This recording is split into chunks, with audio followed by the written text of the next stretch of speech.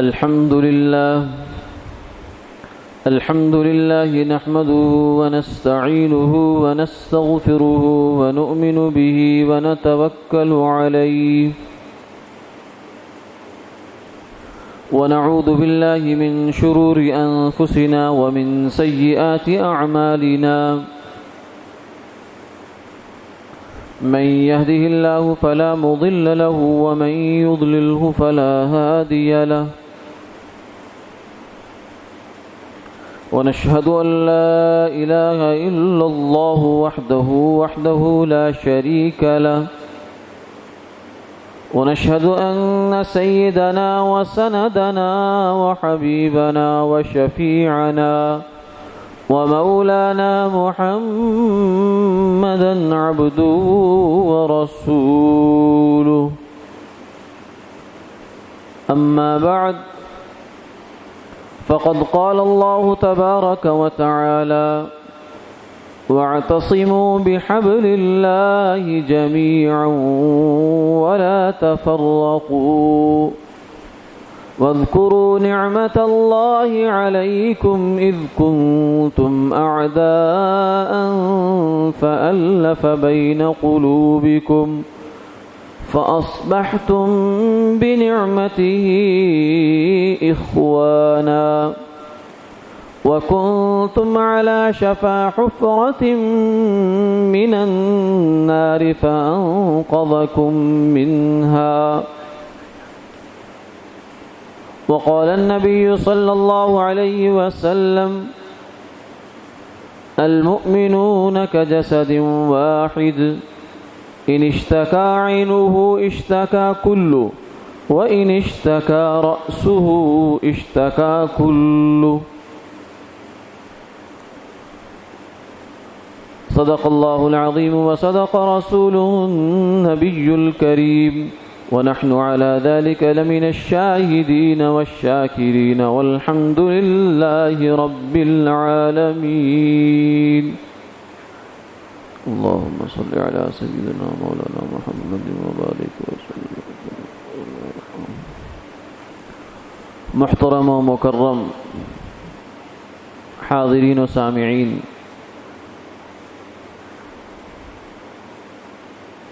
اللہ رب العزت کا پاک ارشاد ہے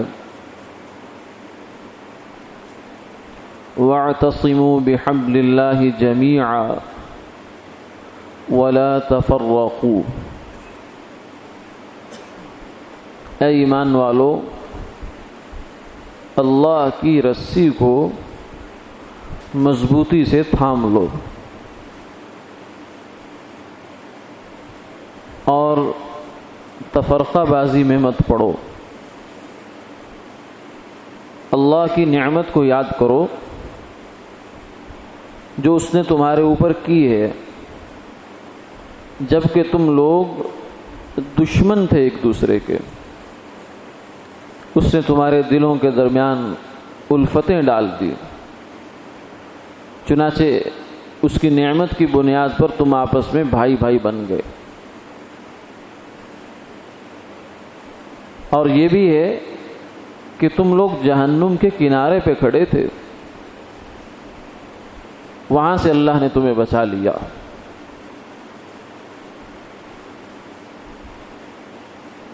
اور جو حدیث سرور دو عالم صلی اللہ علیہ وسلم کی پڑھی گئی، اس میں آپ نے فرمایا کہ مسلمان سارے کے سارے ایک جسم کی مانند ہیں.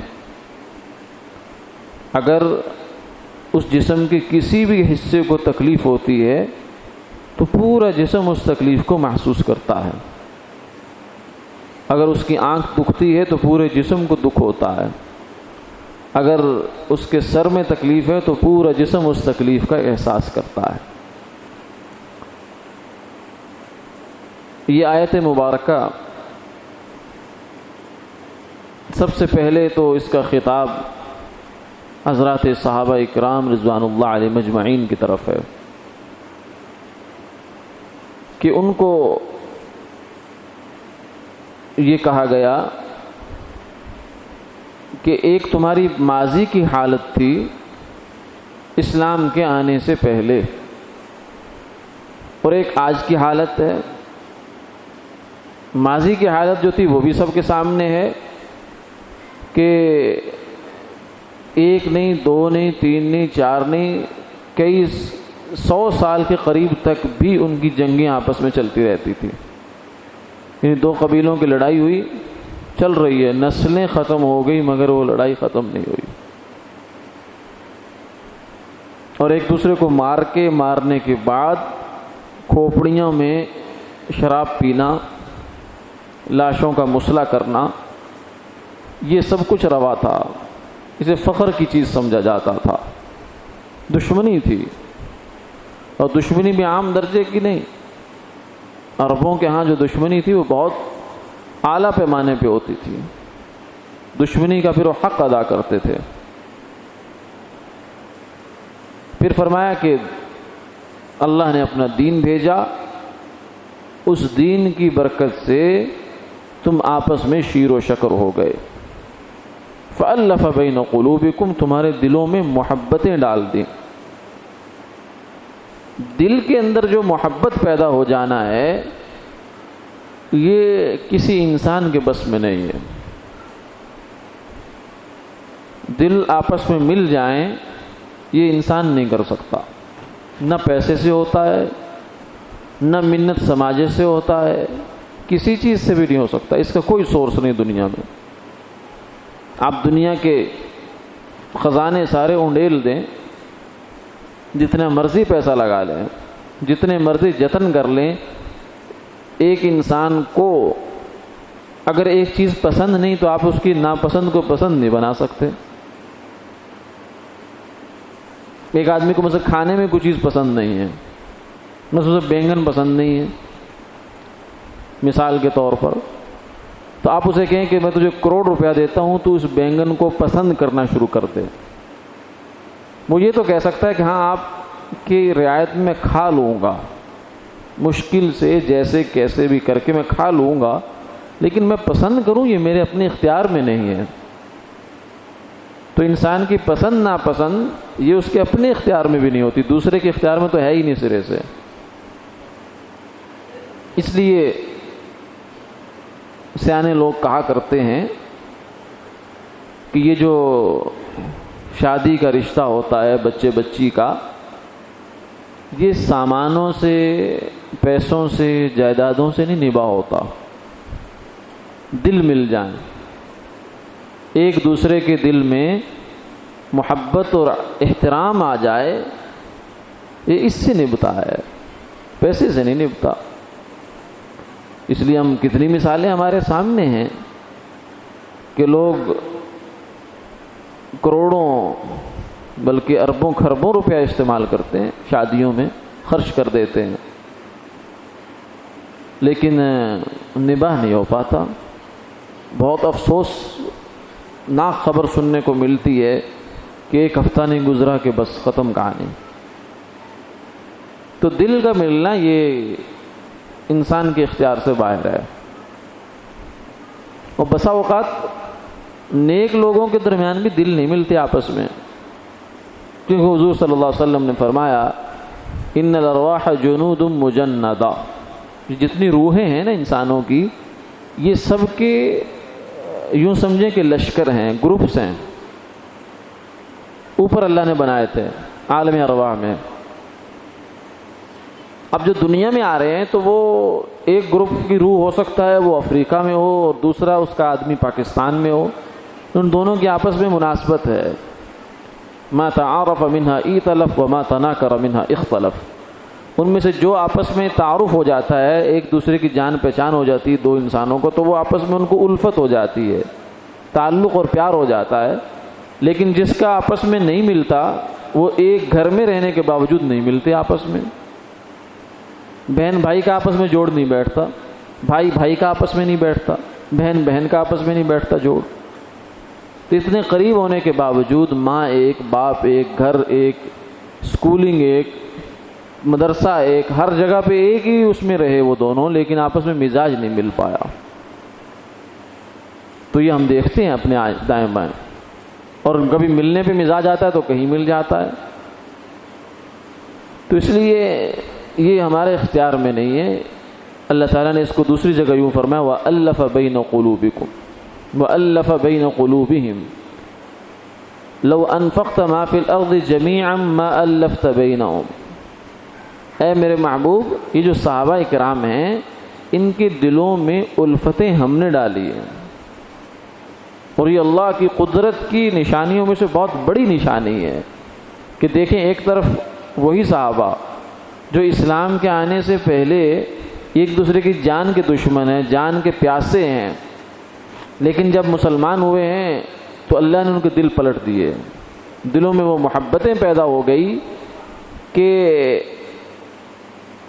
ایک جنگ میں زخمی ہیں لوگ، پڑے ہوئے ہیں صحابہ کرام، تو ایک آدمی ان کو پانی پلا رہا ہے.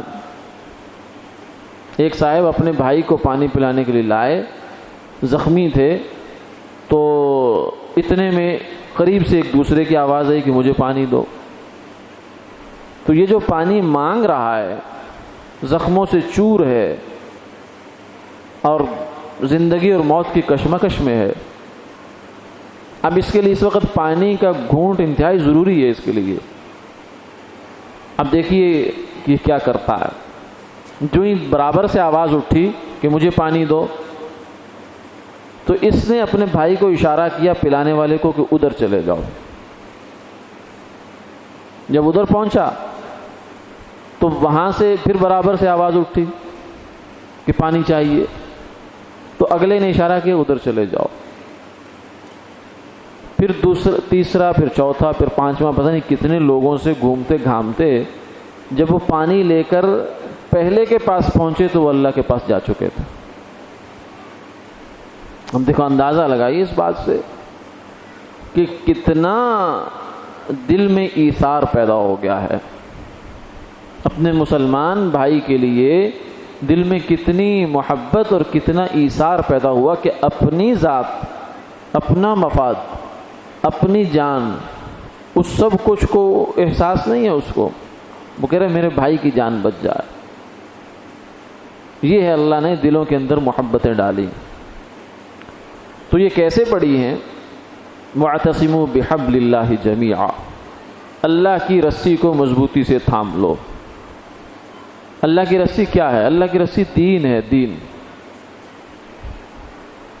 یعنی تمہارے آپس کے جو تعلقات ہیں ان کی بنیاد دین ہونا چاہیے.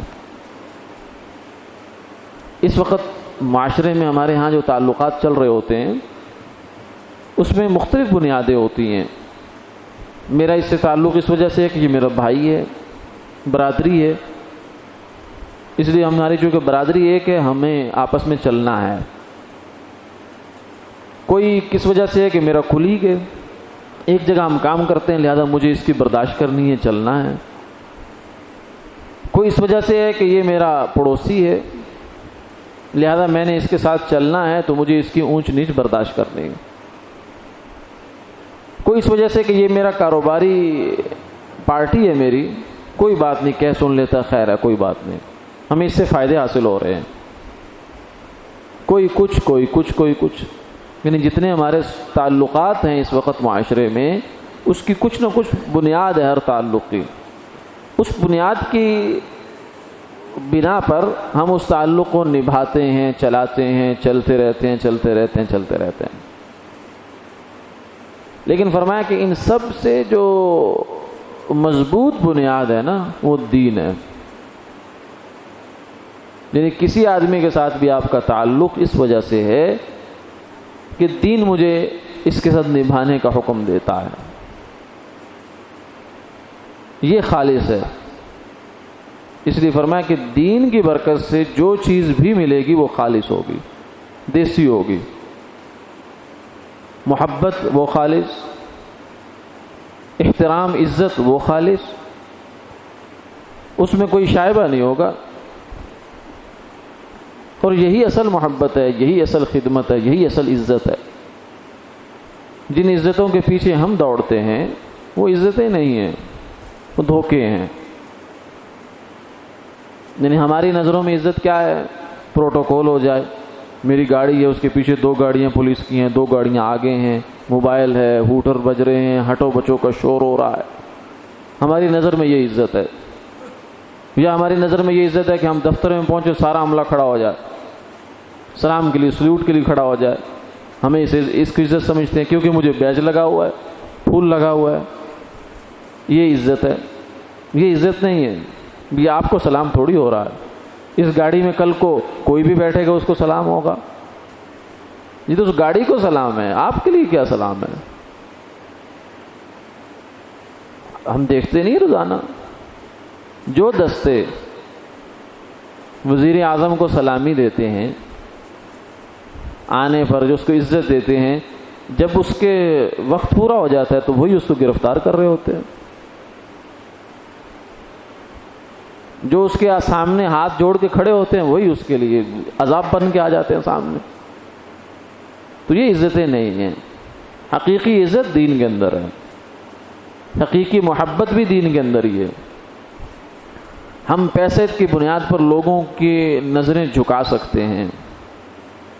ایک بندہ آپ کے ساتھ چلتا رہے گا، کیوں؟ آپ اس کو پیسہ دے رہے ہیں، آپ اس کو کھلا پلا رہے ہیں. لیکن جو ہی آپ نے پیسہ دینا بند کر دیا، آپ نے اس کو کھلانا پلانا بند کر دیا، وہ نظریں پھیر جائے گا. وہ بلکہ پہلے سے زیادہ آپ کے اوپر جو ہے نا وہ برسے گا. تو یہ بنیاد، اس کی بنیاد کوئی اللہ کا حکم نہیں تھا. اس تعلق کی بنیاد اللہ کا حکم نہیں تھا، دین نہیں تھا. اس تعلق کی بنیاد پیسہ تھا. جب تک پیسہ رہا تعلق رہا، جب پیسہ گیا تو تعلق ختم. اس عزتوں کی بنیاد پیسہ تھا، مالی مفاد تھا. جب تک مالی مفاد ہے تو اس وقت تک تعلقات بھی ہیں، عزت بھی ہے، احترام بھی ہے. جو ہی مالی مفاد ختم ہوا سب ختم ہو گیا. پھر ہم روتے رہتے ہیں. زندگی کے بہت سے ہمارے شکوے ہیں. کسی آدمی کو بھی تھوڑا سا ٹٹول کر دیکھ لیجئے، ہم خود اس میں شامل ہیں. کیا حال ہے، کیسے تعلقات چل رہے ہیں، رشتہ داروں کے ساتھ کیا ہوا، کیسے ہوا، ہو جی کچھ نہ پوچھیں. میں نے بڑے ہی ان کے ساتھ کیا، میں نے بڑا احساس کیا، میں نے یہ کیا، میں نے وہ کیا، میں نے فلاں کیا. انہوں نے مجھے ایک پھوٹی کوڑی کا فائدہ نہیں دیا، مجھے ذلیل کر دیا، مجھے یہ کر دیا، مجھے وہ کر دیا. اس لیے کہ ہم نے جو کچھ کیا تھا وہ ہم نے اللہ کے لیے نہیں کیا تھا، ہم نے اپنے لیے کیا تھا. اللہ کے لیے کیا ہوتا تو وہ محفوظ ہوتا، اس میں پھر یہ نہ ہوتا ہمارے ساتھ. ہم نے چونکہ اپنے لیے کیا، اپنی ٹانگ اوپر کرنے کے لیے کیا، اپنا پروٹوکول بنانے کے لیے کیا. ہم کسی کے کام آ گئے تو اس لیے کام آ گئے کہ یہ ہمارے نیچے رہے گا. اس لیے نہیں کیا کہ اللہ کا حکم تھا کہ ایک مسلمان کی مدد کرو، ایک مسلمان کی ضرورت پوری کرو. اس لیے نہیں کیا ہم نے.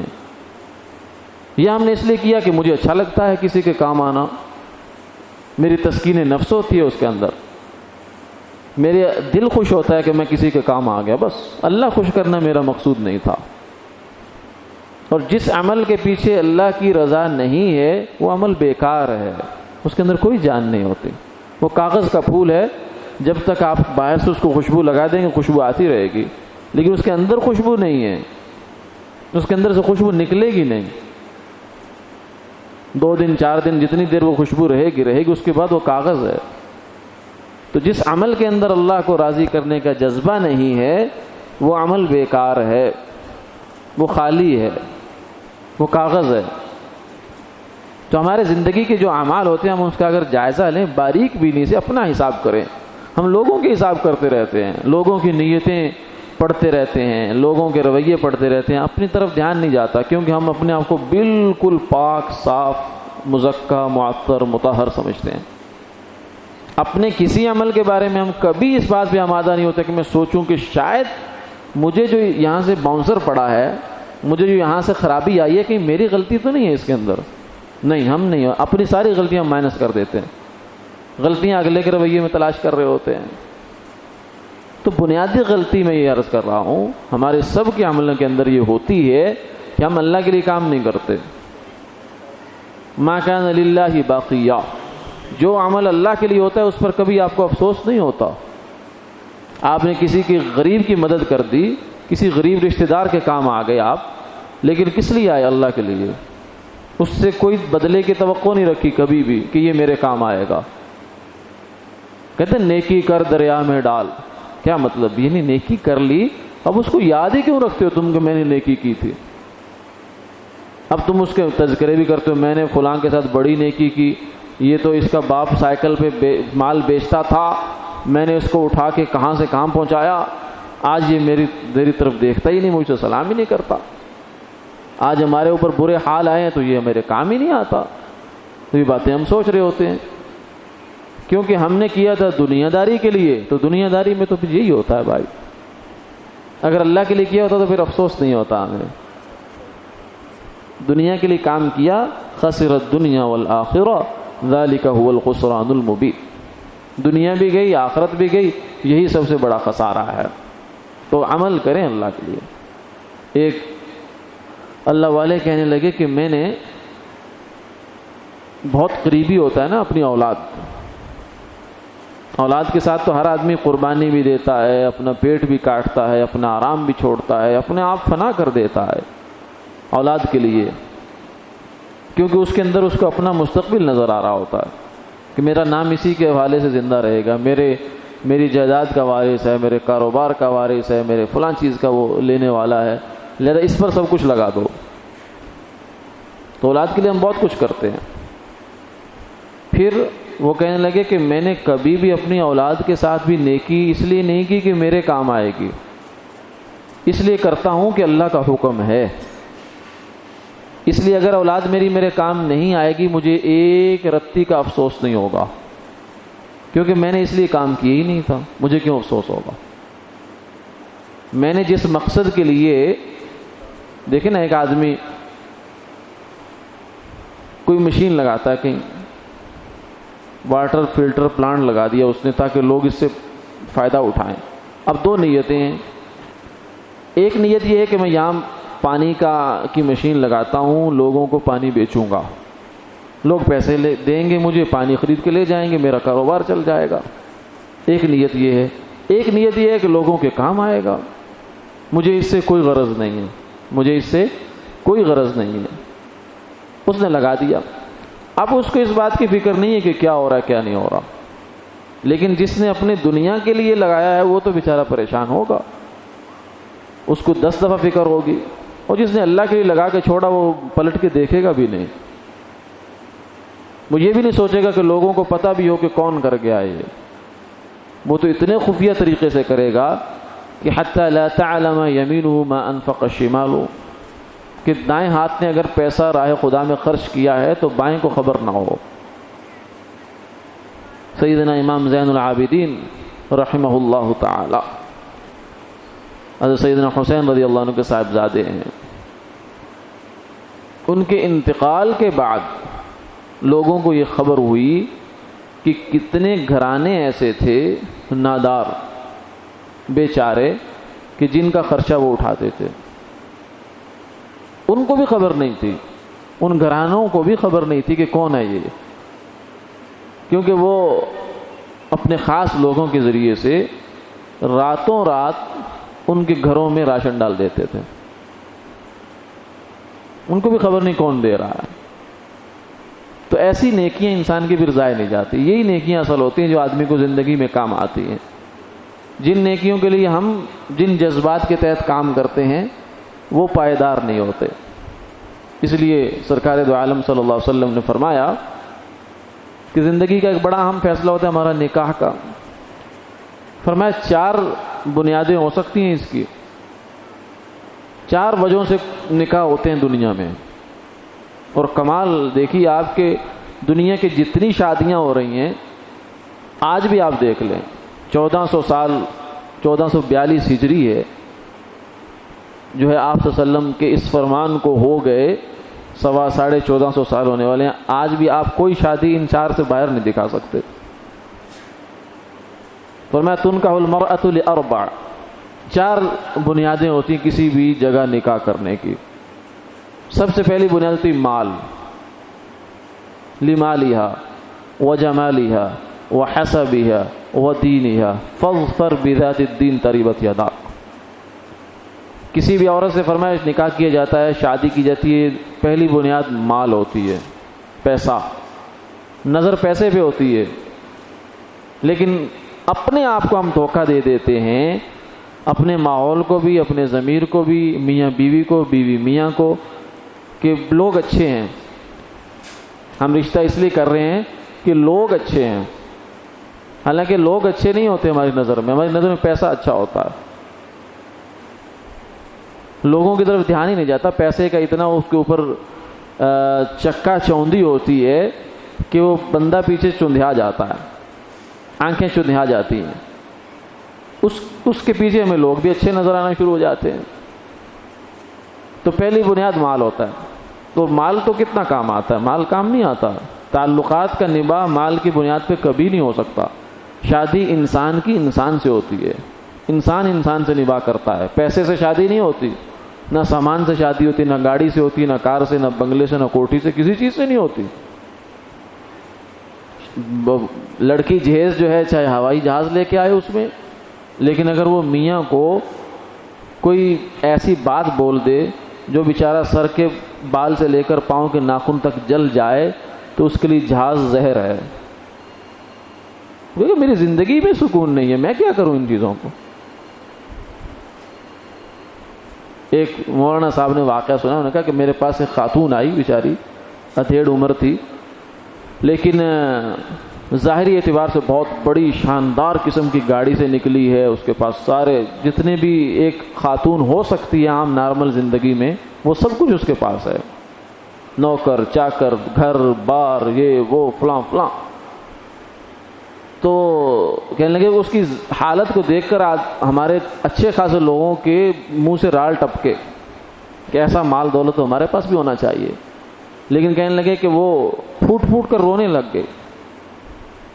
میں نے کہا کیا ہے، تیرے پاس تو اللہ کا سب کچھ دیا ہوا ہے، یہ سب کچھ تیرے خامند کا شکوہ کر رہی تھی وہ۔ تو کہنے لگے کہ میں نے یہ جب کہا تو کہنے لگے کہ میں اس سب کچھ کو آگ لگاؤں جب وہ مجھ سے سیدھے منہ سے بات نہیں کرتا، جب وہ مجھ سے سیدھے منہ سے بات نہیں کرتا تو میں اس سب کو آگ لگاؤں، مجھے میرے کس کام کا، میرے لیے یہ سب بوجھ ہے، زہر ہے، میرے لیے سب آگ ہے۔ کیونکہ جب دل میں انسان کے سکون نہیں ہے نا، ان چیزوں میں کچھ نہیں ہے، تو مال سے نباہ نہیں ہوتے، مال سے سکون نہیں آتا۔ دوسری چیز فرمائی وجمالہ، خوبصورتی کی بنیاد پر نکاح ہوتے ہیں۔ یہ عام طور سے ہمارے نوجوانوں کے جذبے یہ ہوتے ہیں کہ اچھی صورت پہ ساتھ شادی کرنی ہے ہم نے، حالانکہ نباہ اچھی صورت کے ساتھ نہیں ہوتا، اچھی سیرت کے ساتھ ہوتا۔ صورتیں اچھی نباہ نہیں ہوتا ان کے ساتھ، سیرت کے ساتھ ہوتا ہے، کردار کے ساتھ ہوتا ہے، اخلاق کے ساتھ ہوتا ہے۔ اور پھر پچھتاتے ہیں بعد میں، ماں باپ سے بڑھ کے شادی کرتے ہیں، نہیں میں نے یہی شادی کرنی ہے، ماں باپ کہتے ہیں نہیں بیٹا وہ لوگ ہمارے گزارا نہیں ہوگا آپس میں، وہ کچھ اور ہیں ہم کچھ اور ہیں، ہم نیچے ہیں وہ اونچے ہیں، یا ہم اونچے ہیں وہ نیچے ہیں، بہرحال کئی وجوہات ہوتی ہیں، ماں باپ اس پہ ایگری نہیں ہوتے، لیکن اولاد جو ہے وہ جناب شیطان اس کے سر پہ سوار ہوتا ہے، وہ کہتے ہیں میں نے شادی کرنی تو یہی کرنی ورنہ گولی کھا کے مر جاؤں گا، یہ کروں گا وہ کروں گا فلاں کروں گا۔ اس کے اوپر سوار شیطان، اس کے اوپر صورت کا اس نے سارا اس پر پرتاؤ ڈالا ہوتا ہے، صورت کے فتنے میں اس کو لے آتا ہے وہ۔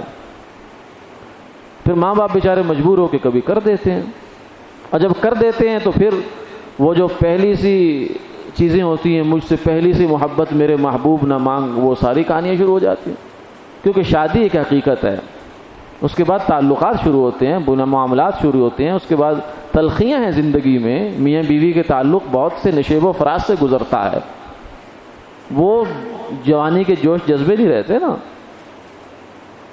تو وہ کر کے تو بہت شوق سے لاتے ہیں، لیکن پھر آپس میں دوبارہ وہی کام شروع ہو جاتا ہے۔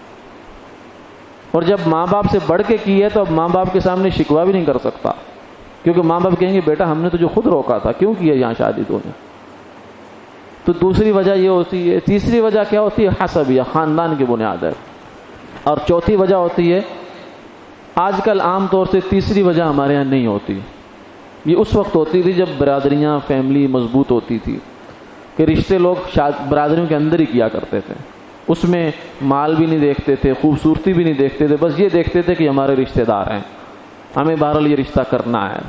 آج کل نہیں ہے، یہ عام طور سے نہیں ہوتا، آج کل ہماری ترجیحات کچھ اور ہوتی ہیں، ہم مال دیکھتے ہیں، اگر رشتہ دار کے پاس مال نہیں ہے تو اس میں ہمیں 10 خرابیاں نظر آنا شروع ہو جائیں گی، اگر مال ہے تو بہت اچھا آدمی ہے وہ۔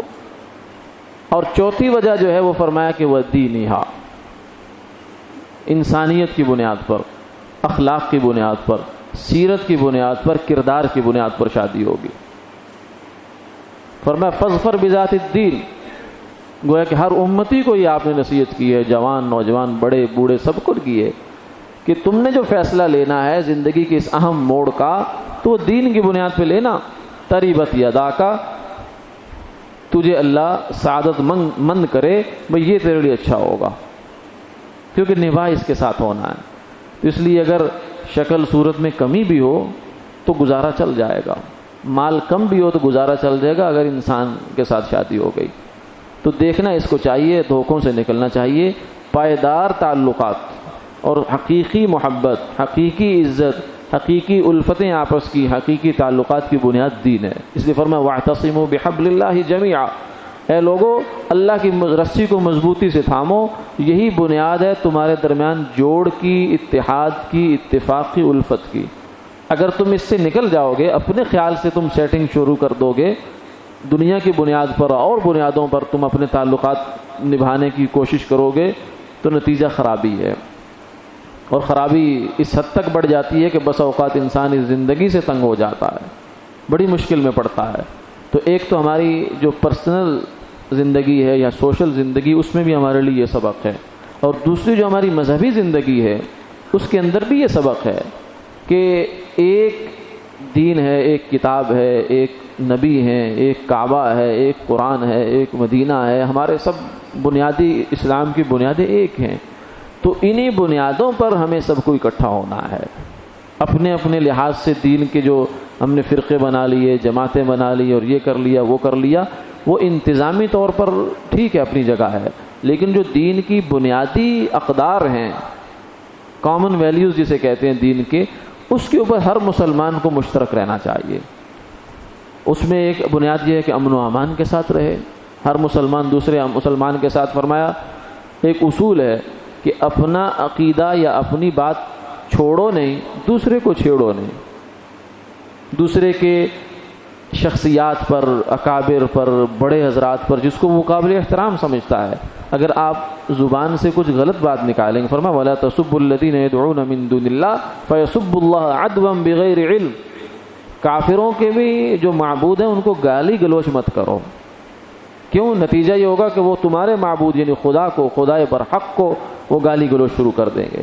تو گالی دینا، لعنت کرنا یا اور اس طرح کی باتیں کرنا یہ بد تہذیبی ہے، یہ اسلام کا تقاضا نہیں، انسانیت سے بھی گری ہوئی حرکت ہے۔ اور بدقسمتی سے اس وقت ہمارے ہاں ملک میں اس کا ماحول بنایا جا رہا ہے خواہ مخواہ میں، اور اس کے پیچھے نادیدہ ہاتھ ہوتے ہیں، یہ علماء نہیں ہوتے۔